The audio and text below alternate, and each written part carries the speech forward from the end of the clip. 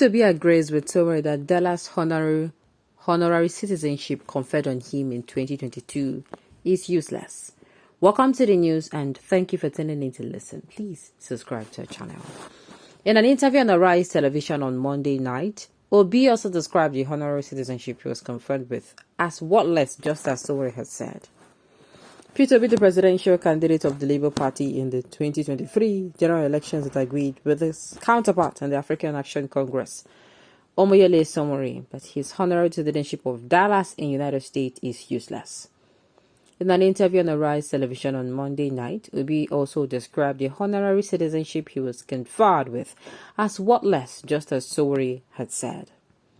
According to Sowore, the honorary citizenship conferred on Obi is not worth the paper on which it was printed on.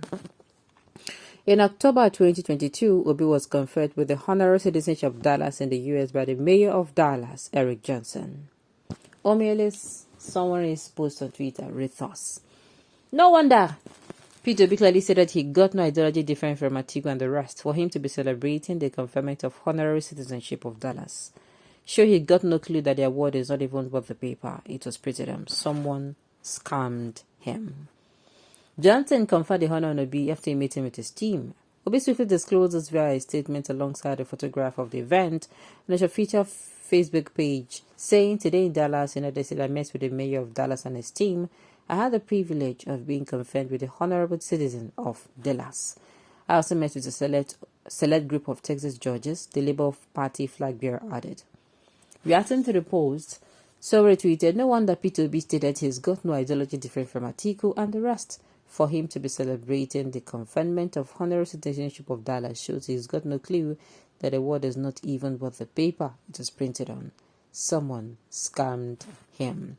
However, some supporters of Obi, popularly known as Obedient, attacked someone online saying he was just ignorant and jealous of the Labour Party candidate. But then, when asked if he had dual citizenship and to offer clarification on the honorary citizenship award, Obi in a Rise TV interview said, "You know what that means? It means nothing." Even one of the presidential candidates said that it means nothing. It just shows that if you come to this city, you're welcome. If you go to apply for visa, it cannot even help you for your visa application. It means nothing. I've never applied, I will never apply for citizenship of any other country. I'm a Nigerian and I believe in Nigeria.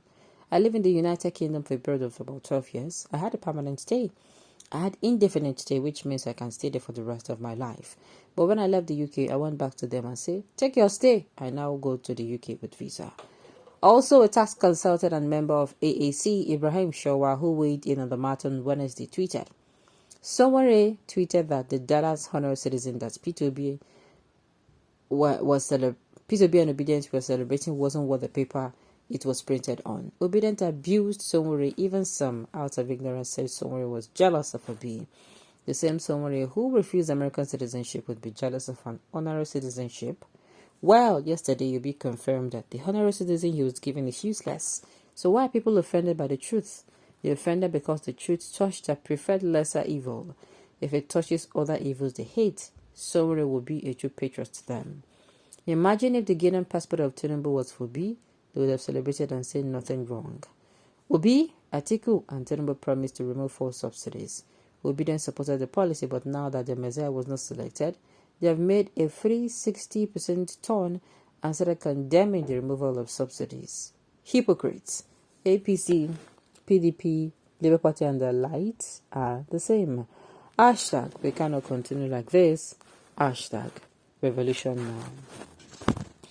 So P2B said that citizenship where him been celebrated before, he come online, come post them, say in go Texas, Sabina, yes, Sabina, Texas, Sabina, Dallas, Texas, they can't give him, Timmy go see the mayor of Texas, they can't give him, even that time, I can't remember which stand I took, sincerely, but the thing is, I did not know, maybe too, Obi that time, no even know before him come as I come post him, but he now knows better.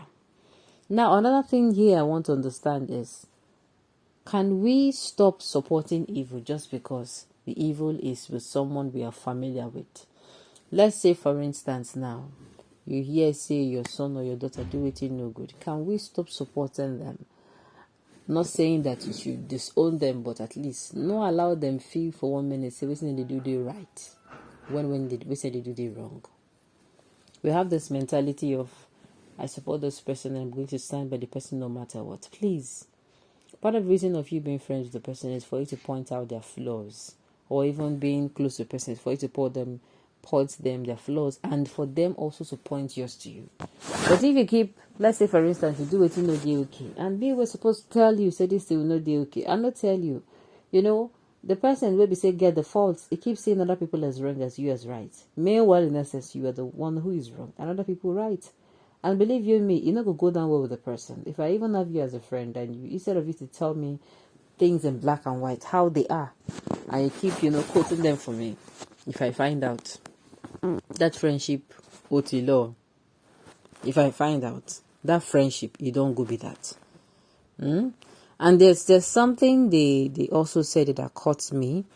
They said, Obi, I take untenable promise to remove fraud subsidies. Obi then supported the policy. Me, I'm still supporting the policy till today. Do you know what removing the subsidy? Do you know what they're stealing from that fraud subsidy? They will come tell you now say they use 450 billion naira from the beginning of January down to the end of the day for waiting May. They can come and tell you now. Meanwhile, if they remove them, can't channel that money now. The thing is that I don't know if they're proactive like they shall. I don't know if they've thought about it this way. If they remove the money, if they stop pumping the money there and start channeling that money maybe into the repairing or maybe the construction of refineries, I kid you not, in the nearest future.